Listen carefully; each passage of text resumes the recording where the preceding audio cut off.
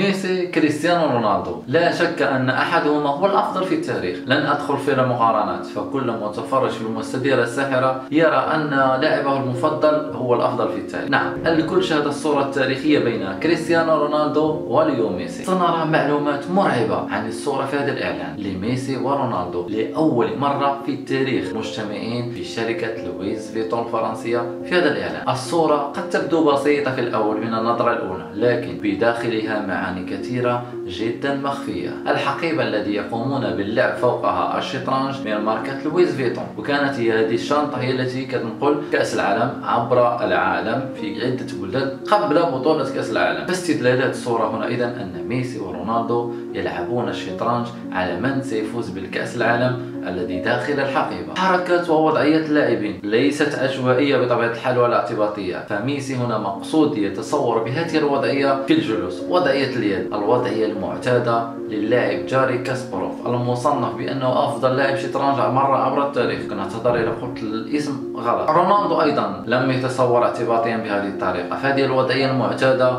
للاعب ماجنسور كارسلان الملقب بأنه أفضل لاعب شطرنج مر في عصره. بعد ذلك لاحظ محبو رياضة الشطرنج أن قطع الشطرنج الموضوعة على حقيبة لويس فيتون كانت متطابقة تماما لمباراة شهيرة في السابق بين البطلين الأمريكي المخضرم هيكارو ناكامورا وخصمه النرويجي ماغنوس كارسلان. إذن كل شيء في ذلك الإعلان كان له تفاصيل بسيطة ممكن أن تحيلنا على معطيات أخرى، هي أن كريستيانو ورونالدو يتصارعان الآن لمن سيحمل اللقب. المعلومة الأخيرة، وكنت أتمنى من صميم القلب أن يكون حقيقة هذا الإعلان جمعا بين الأسطورة ميسي وكريستيانو ليتم تصويرهما، لكن للأسف كريستيانو تم تصويره لوحده وميسي تم تصويره لوحده وتم جمعهما فقط في الفوتوشوب. لكن تحسب على لويس فيتون أنها قدمت إعلانا تاريخيا سيظل للتاريخ، جمعت بين أفضل لاعبين في التاريخ. والتساؤل المطروح، كم من الثمن دفعت لويس فيتون لكريستيانو وميسي ليقوما بهذا الإعلان؟